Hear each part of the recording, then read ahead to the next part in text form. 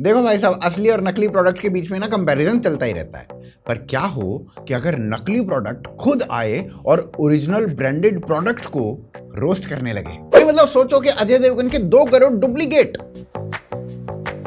क्यों बनाती हो तुम रेत के ये महल, जिनको एक रोज खुद ही मिटाओगी तुम। आज कहती हो इस दिल जले से प्यार है तुम्हें, कल मेरा नाम तक। अजय देवगन को नकली कहने लगे तो अजय देवगन पर क्या बीतेगी? अरे नहीं, ये तो साला ओरिजिनल भी डुप्लीकेट सा ही लग रहा है। एग्जाम्पल थोड़ा गलत हो गया, पर सोचो एबी बास एडिडास से महंगा बिकने लगे तो एडिडास पे क्या बीतेगी?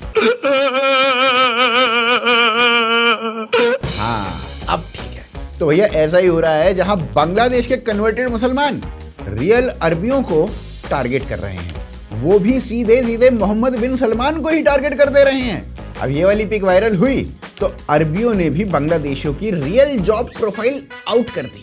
अरब और बांग्लादेश के क्लैश में अरबियों का रिएक्शन अक्सर यही होता है, ये तो टट्टी है। अब ये सब कुछ हुआ तो भाई इसके बाद असली और नकली में ट्वीट वॉर शुरू हो गई। बांग्लादेश यहाँ रुकने वाला तो था नहीं, तो इसके बाद सीधे सीधे बांग्लादेश ने मोहम्मद बिन सलमान पे न्यूक्लियर वॉर डिक्लेयर कर दी। नहीं मतलब पुतलों पे ना मोहम्मद बिन सलमान की फोटो लगाई और उसे जूते मारे गए।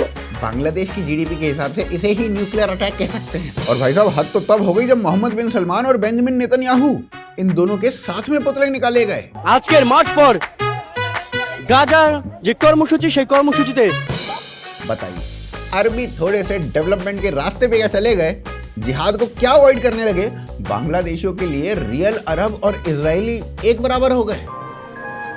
हम थोड़े बेवफा क्या हुए, आप तो बच्चलन हो गए। वाह भाई साहब, डेवलपमेंट को क्या ही दर्जा दिया गया है। उधर से बांग्लादेश ने जो सब कुछ किया ना मोहम्मद बिन सलमान के खिलाफ, उसका जवाब अरबियों ने बस एक लाइन में दिया, करो करो रैली निकालो, कोई दिक्कत नहीं है, प्रोटेस्ट करो, सब करो, पर ना टॉयलेट साफ करते जाना। बांग्लादेश की ये रैली पैलेस्टाइन के सपोर्ट में निकली थी और मोहम्मद बिन सलमान पैलेस्टाइन को ऐसे इग्नोर कर चुके हैं जैसे आटा पाकिस्तान को और डेवलपमेंट बांग्लादेश को। मोहम्मद बिन सलमान ने बांग्लादेशियों के पोस्टर देखे और गुस्से में आके अपनी सारी गाड़ियों के टायर्स जो थे ना वो ट्यूबलेस करवा दिए। गो ट्यूबलेस, मेक देम जॉबलेस। और बस इसी बात से कन्वर्टेड्स को इतनी मिर्ची लगी कि ओरिजिनल प्रोडक्ट को ही काफिर बताने लग गए। अब जैसे इंडिया में आईटी इंडस्ट्री है, वैसे ही ना बांग्लादेश में भी एक इंडस्ट्री है जहां पर उनको परमानेंट जॉब अपॉर्चुनिटी मिलती है। वो है अरब कंट्रियों में जाकर जो अरबी कह रहे हैं वो करना।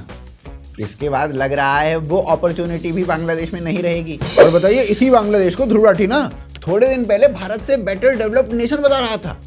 राठी का कुछ समझ में नहीं आता है भाई साहब, जिसके सपोर्ट में आ जाए वो तो गयो ही गयो भाई साहब, गयो ही गयो। ध्रुव राठी ने महाविकास अघाड़ी को सपोर्ट किया और उसके सपोर्ट करने के बाद उसकी अगाड़ी पिछाड़ी सब टूट गई, वो हार गए। ध्रुव राठी ने कांग्रेस को सपोर्ट किया, वो भी हार गई। ऊपर से कांग्रेस वालों ने तो ध्रुव राठी पे केस अलग कर दिया। फिर ध्रुव राठी ने बांग्लादेश को भी सपोर्ट किया था, उनकी भी बत्ती बन गई। इंडिया अलग से बत्ती बना रहा है, अरबी अलग से। बांग्लादेश का भारत से नहीं पाकिस्तान से कंपैरिजन होना चाहिए, और वो भी डेवलपमेंट पे नहीं। कौन सी कंट्री पहले बर्बाद होगी इस बात से। जहां एक और रियल अरब्स अपनी कंट्री में स्पोर्ट्स को मीडियम बनाकर उसे आगे ले जा रहे हैं, अपनी कंट्री में रोनाल्डो मेसी को बुला रहे हैं, वहां पर फीफा वर्ल्ड कप करा रहे हैं, वहीं दूसरी ओर पाकिस्तानी कन्वर्टेड जो है ना वो पीएसएल में सेंचुरी मारने पे एक हेयर ड्रायर दे रहे हैं। बताइए, अब भाई साहब आगे ये भी हो सकता है कि मैन ऑफ द टूर्नामेंट को आटे की बोरी दे दी जाए, क्योंकि आटा पाकिस्तान में उतना ही रेयर है जितना बांग्लादेश में रोजगार। और देखो भाई साहब, ऐसा बिल्कुल नहीं है कि पाकिस्तानियों ने रियल अरब्स को कॉल आउट नहीं किया। ये काम तो पाकिस्तानी बांग्लादेशियों से भी पहले कर चुके हैं और फिर गाली खा के इस काम को छोड़ भी चुके हैं। ऊपर से मोहम्मद बिन सलमान से ना पाकिस्तानी भी उतने ही चिड़े हुए हैं जितने कि बांग्लादेशी। पर ना पाकिस्तानियों का रीज़न थोड़ा सा अलग है। असल में मोहम्मद बिन सलमान ने पाकिस्तानियों से ये कहा कि हमारी कंट्री में अपने यहाँ से चोर और भिखारी मत भेजा करो।